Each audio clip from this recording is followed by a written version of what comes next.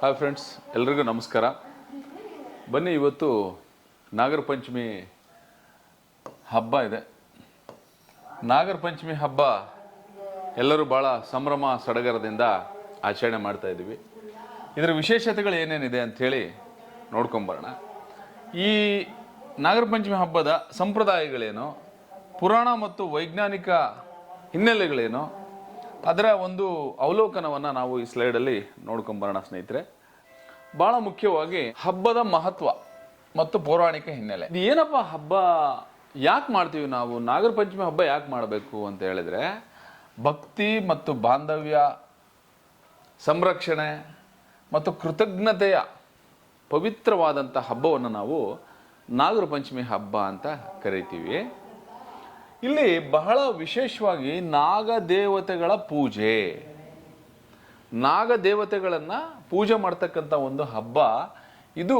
ಶ್ರಾವಣ ಮಾಸದ ಶುಕ್ಲ ಪಕ್ಷದ ಪಂಚಮಿ ದಿನದಂದು ನಾವು ಈ ಹಬ್ಬವನ್ನು ಆಚರಣೆ ಮಾಡ್ತೀವಿ.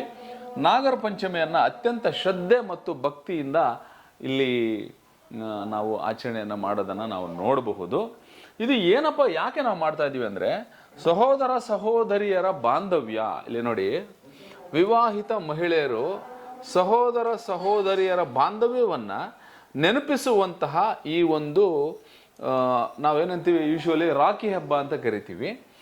ಇಲ್ಲಿ ಈ ಒಂದು ವಿವಾಹಿತ ಮಹಿಳೆಯರು ತವರಿಗೆ ಬಂದ್ಬಿಟ್ಟು ಸಹೋದರರು ತಂಗಿಯರಿಗೆ ಉಡುಗೊರೆಯನ್ನು ನೀಡ್ತಾರೆ. ಈ ಸಂದರ್ಭದಲ್ಲಿ ಒಂದು ಒಳ್ಳೆ ಬ್ರದರ್ ಸಿಸ್ಟರ್ ಬಾಂಡಿಂಗ್ ಅಂತ ಏನಿದೆ, ಅದು ಈ ಒಂದು ನಾಗರ ಪಂಚಮಿ ಹಬ್ಬದಲ್ಲಿ ನಮ್ಮ ಏನು ಸಂಪ್ರದಾಯಗಳಲ್ಲಿ ಅದು ಅಡಕವಾಗಿದೆ ಅನ್ನುವಂಥದ್ದನ್ನು ನಾವು ನೋಡ್ತೀವಿ. ಇಲ್ಲಿ ಏನಪ್ಪ ಅಂದರೆ, ಸರ್ಪಸತ್ರ ಯಾಗದ ಮುಕ್ತಾಯ ಇವತ್ತು. ಏನಂದರೆ, ಆಸ್ತಿಕ ಮುನಿಯು ಜನಮೇಜಯ ರಾಜನ ಸರ್ಪಯಾಗವನ್ನು ನಿಲ್ಲಿಸಿ ಸರ್ಪಕುಲವನ್ನು ರಕ್ಷಿಸಿದ ಅನ್ನುವಂತಹ ಒಂದು ಇತಿಹಾಸ ಕೂಡ ಇದಕ್ಕಿದೆ. ಇಲ್ಲಿ ಇನ್ನೊಂದು ಏನಂದರೆ ನೆನಪು, ಕಾಳಿಂಗ ಮರ್ದನನ್ನು ನೆನಪು ಮಾಡ್ಕೊಂಬಳೋದು. ಶ್ರೀಕೃಷ್ಣನು ಯಮುನಾ ನದಿಯಲ್ಲಿ ವಿಷಕಾರಿ ಕಾಳಿಂಗ ಹಾವನ್ನು ಮರ್ದನ ಮಾಡಿ ಜಗತ್ತನ್ನು ರಕ್ಷಿಸಿದ ಒಂದು ಪವಿತ್ರ ದಿನ ಅಂಥೇಳಿ ನಾವು ಈ ನಾಗರ ಪಂಚಮಿ ಹಬ್ಬವನ್ನು ನೋಡಬಹುದು. ಇದರ ಮಹತ್ವವನ್ನು ನಾವು ಅರ್ಥ ಮಾಡ್ಕೋಬಹುದು ಮತ್ತು ಪೌರಾಣಿಕ ಹಿನ್ನೆಲೆಗಳನ್ನು ಕೂಡ ನಾವಿಲ್ಲಿ ಅರ್ಥ ಮಾಡ್ಕೋಬಹುದು. ಇಲ್ಲಿ ಇನ್ನೊಂದು ಭಾಳ ಮುಖ್ಯವಾದ ಅಂಶ ಏನಂದರೆ, ಹುತ್ತಕ್ಕೆ ಹಾಲನ್ನು ಎರಿತಕ್ಕಂಥದ್ದು. ಭಕ್ತರು ಹುತ್ತಕ್ಕೆ ಹಾಲನ್ನು ಹೇರಿತಾರೆ. ಅದಾದಮೇಲೆ ನಾಗಬಂಧ ರಂಗೋಲಿ ಅಂತ ಭಾಳ ವಿಶೇಷವಾಗಿ ನೋಡಿ, ಈ ನಾಗಬಂಧ ರಂಗೋಲಿ ಅಂತ ಏನು ಕರಿತೀವಲ್ಲ, ಮನೆ ಮುಂಭಾಗ ಮತ್ತು ದೇವರ ಕೋಣೆಯಲ್ಲಿ ವಿಶಿಷ್ಟವಾದ ಹಾವಿನ ಆಕೃತಿಯ ರಂಗೋಲಿಗಳನ್ನು ಕೂಡ ಈ ಸಂದರ್ಭದಲ್ಲಿ ಬಿಡಿಸ್ತಾರೆ ಅನ್ನುವಂಥದ್ದನ್ನು ನಾವು ಗಮನಿಸ್ಕೋಬೋದು. ಕಹಿ, ಖಾರ ಹಾಗೂ ಹಿಂಸೆ ನಿಷೇಧ.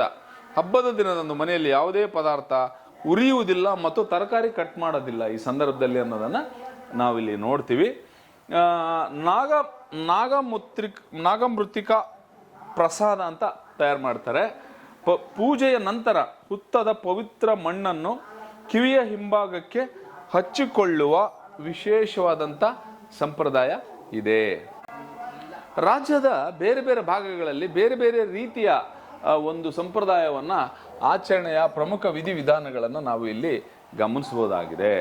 ಇದಾದ ನಂತರ ಸ್ನೇಹಿತರೆ, ನಾವು ಸಾಂಪ್ರದಾಯಿಕ ಆಹಾರ ಮತ್ತು ಆರೋಗ್ಯದ ರಹಸ್ಯ ಏನಪ್ಪ ನೋಡಿ. ಇಲ್ಲಿ ಶ್ರಾವಣ ಮಾಸದ ವಿಶೇಷ ನೈವೇದ್ಯ.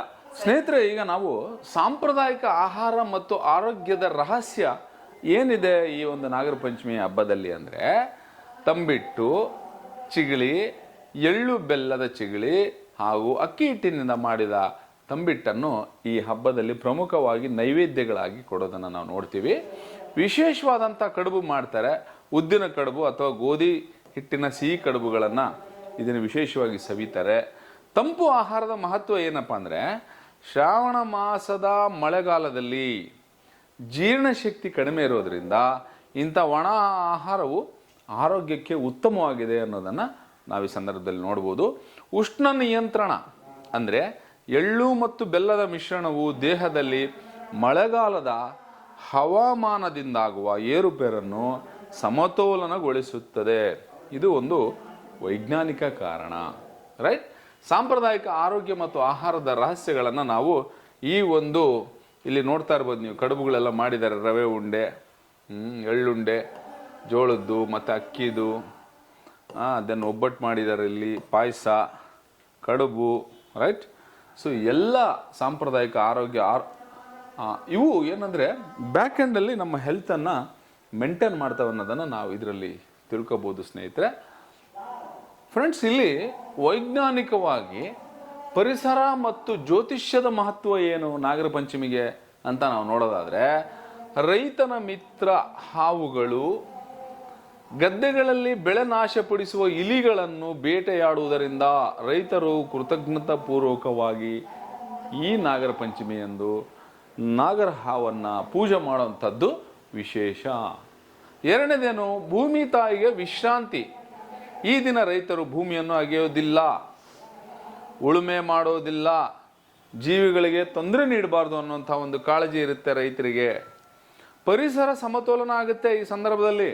ಏನು, ಮಳೆಗಾಲದಲ್ಲಿ ಹುತ್ತದಿಂದ ಹೊರಬರುವ ಹಾವುಗಳಿಗೆ ಹಾನಿ ಮಾಡದೆ ಪ್ರಕೃತಿಯ ಭಾಗವಾಗಿ ನಾವು ಅದನ್ನು ಗೌರವಿಸ್ತೀವಿ ಅನ್ನೋದನ್ನು ಕೂಡ ಇಲ್ಲಿ ಕಲಿಸುತ್ತೆ. ಇನ್ನೊಂದೇನು, ದೋಷ ನಿವಾರಣೆ. ಜಾತಕದಲ್ಲಿ ಕಾಳಸರ್ಪ ದೋಷ, ರಾಹುಕೇತು ದೋಷ ಇರುವುದನ್ನು ಈ ದಿನ ಪೂಜೆ ಮಾಡುವುದರಿಂದ ಶುಭ ಫಲ ಸಿಗುತ್ತದೆ ಅಂತಕ್ಕಂಥ ಒಂದು ನಂಬಿಕೆ ನಮ್ಮ ಸಂಪ್ರದಾಯದಲ್ಲಿ ಇರೋದನ್ನು ನಾವಿಲ್ಲಿ ಗಮನಿಸಬಹುದು.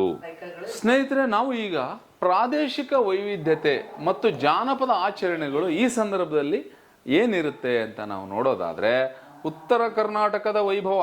ಕೈಗೆ ಗೋರಂಟೆ ಹಚ್ಚಿಕೊಂಡು ಹೆಣ್ಣು ಮಕ್ಕಳು ತವರಿಗೆ ಬಂದು ಅತ್ಯಂತ ಸಡಗರದಿಂದ ಹಬ್ಬವನ್ನು ಆಚರಿಸುತ್ತಾರೆ. ನೀವು ನೋಡ್ಬೋದಿಲ್ಲಿ ಹೆಣ್ಣು ಮಕ್ಕಳು ಗೋರಂಟೆ ಹಚ್ಕೊಂಡು ಈ ಒಂದು ಸಂದರ್ಭದಲ್ಲಿ ಹಬ್ಬವನ್ನು ತುಂಬ ಸಂಭ್ರಮ ಸಡಗರಗಳಿಂದ ಆಚರಣೆ ಮಾಡ್ತಾರೆ. ಕರಾವಳಿಯ ನಾಗ ಆರಾಧನೆ, ಕರಾವಳಿ ಸೈಡೆಲ್ಲ ನಾಗವನ್ನು ಆರಾಧನೆ ಮಾಡ್ತಕ್ಕಂಥದ್ದು ನಾವು ಗಮನಿಸ್ಬೋದು. ಕುಕ್ಕೆ ಸುಬ್ರಹ್ಮಣ್ಯ ಮುಂತಾದ ಕ್ಷೇತ್ರಗಳಲ್ಲಿ ವಿಶೇಷವಾಗಿ ಆಶ್ಲೇಷ ಬಲಿ ಪೂಜೆ ಮತ್ತು ನಾಗದರ್ಶನ ನಡೆಯುತ್ತದೆ. ಓಕೆನಾ? ಇದಾದ್ಮೇಲೆ ಜೋಕಾಲಿ ಆಡುವುದು. ಜೋಕಾಲಿ ಕಾಮನ್ ಆಗಿ ನಾವು ಗ್ರಾಮೀಣ ಭಾಗಗಳಲ್ಲಿ ಮರಗಳಿಗೆ ದೊಡ್ಡ ದೊಡ್ಡ ಹಗ್ಗದ ಜೋಕಾಲಿ ಕಟ್ಬಿಟ್ಟು ಜಾನಪದ ಹಾಡನ್ನು ಹಾಡ್ತಾ ಆಡೋದು ಬಹಳ ವಿಶೇಷವಾದಂಥ ವಿಚಾರವಾಗಿದೆ. ಇದಾದ ನಂತರ ಸಾಂಪ್ರದಾಯಿಕವಾಗಿ ಆಟಗಳು. ಮನೆಯವರೆಲ್ಲರೂ ಒಟ್ಟಿಗೆ ಕುಳಿತುಕೊಂಡು ಪಗಡೆ ಆಡೋದು, ಕಬಡ್ಡಿ ಆಡೋದು, ಚೌಕಾಬಾರ ಆಡೋದು, ಸುಂದರವಾದಂಥ ಸಾಂಪ್ರದಾಯಿಕ ಆಟಗಳನ್ನು ಈ ಸಂದರ್ಭದಲ್ಲಿ ಆಡ್ತಾರೆ ಅನ್ನೋಂಥದ್ದನ್ನು ನಾವು ಈ ಪ್ರಾದೇಶಿಕ ವೈವಿಧ್ಯತೆ, ಕರ್ನಾಟಕದ ನಮ್ಮ ರಾಜ್ಯದಲ್ಲಿ ಬೇರೆ ಬೇರೆ ಕಡೆ ಬೇರೆ ಬೇರೆ ಥರದ ಸಂಪ್ರದಾಯಗಳು. ನಮ್ಮ ಹಳ್ಳಿಯಲ್ಲೆಲ್ಲ ಏನಪ್ಪ, ನಿಂಬೆಹಣ್ಣು ಎಸೆಯುವಂಥದ್ದು ಅಥವಾ ಕಾಯನ್ನು ಗುದ್ದುವಂಥದ್ದು, ಉಂಡಿಯನ್ನು ಕುಟ್ಟಿ ಪುಡಿ ಮಾಡುವಂಥದ್ದು, ಈ ಥರದ ಕಲ್ಲನ್ನು ಎತ್ತುವಂಥದ್ದು, ಭಾರ ಎತ್ತುವಂಥದ್ದು ಸ್ಪರ್ಧೆಗಳನ್ನು ಗ್ರಾಮೀಣ ಭಾಗದಲ್ಲಿ ಆಯಾ ಪ್ರದೇಶದ ಒಂದು ವಿಶಿಷ್ಟ ಸಂಪ್ರದಾಯಗಳಿಗೆ ಅನುಗುಣವಾಗಿ ಅವರು ಅದನ್ನು ಮಾಡ್ಕೊಂಬರ್ತಾರೆ ಅನ್ನೋದನ್ನು ನಾವಿಲ್ಲಿ ನೋಡಬಹುದು. ಓಕೆ ಸ್ನೇಹಿತರೆ, ಇನ್ನು ಕೊನೆಯದಾಗಿ ನಾವು ಪೂಜಿಸಲ್ಪಡುವ ದ್ವಾದಶ ನಾಗದೇವತೆಗಳು ಯಾವ್ಯಾವು? 12 ಇದ್ದಾವೆ ನಾಗದೇವತೆಗಳು. ಯಾವ್ಯಾವಪ್ಪ ಅಂದರೆ ಅನಂತ, ವಾಸುಕಿ, ಶೇಷ, ಪದ್ಮ, ಕಂಬಲ, ಕಾರ್ಕೋಟಕ, ಅಶ್ವತರ, ಧೃತ ರಾಷ್ಟ್ರ, ಶಂಖಪಾಲ, ಕಾಲಿಯ, ತಕ್ಷಕ, ಪಿಂಗಳ. ಸೊ ಈ 12 ಥರದ ಒಂದು ನಾಗದೇವತೆಗಳನ್ನು ಪೂಜೆ ಮಾಡ್ತಕ್ಕಂಥದ್ದು ನಮ್ಮ ಸಂಪ್ರದಾಯದಲ್ಲಿದೆ. ಸ್ನೇಹಿತರೆ, ಈ ಒಂದು ನಾಗರ ಪಂಚಮಿಯ ಹಬ್ಬದಂದು ಬಹಳಷ್ಟು ನಾವು ಭಕ್ತಿಯಿಂದ ಆ ನಾಗದೇವತೆಯನ್ನು ನಾವು ಆರಾಧನೆ ಮಾಡೋದರಿಂದ ಖಂಡಿತವಾಗ್ಲೂ ನಮಗೆ ಒಳ್ಳೆಯ ಫಲಗಳು ಸಿಗುತ್ತೆ ಅಂತ ಅನ್ನೋದನ್ನು ನಾವು ಈ ಸಂದರ್ಭದಲ್ಲಿ ನೋಡ್ಬೋದು. ಅದು ನಿಮಗೆಲ್ಲರಿಗೂ ಗೊತ್ತಿದೆ ಕೂಡ. ಈ ಹಬ್ಬದ ಸಂಭ್ರಮ ಸಡಗರ ನಿಮ್ಮೆಲ್ಲರಿಗೂ ಆ ನಾಗದೇವತೆ ಒಳ್ಳೆಯದನ್ನು ಮಾಡಲಿ ಎಂದು ಶುಭ ಹಾರೈಸುತ್ತಾ ಎಲ್ಲರಿಗೂ ನಮಸ್ಕಾರ ಮತ್ತು ನಾಗರ ಪಂಚಮಿ ಹಬ್ಬದ ಶುಭಾಶಯಗಳು. Thank you.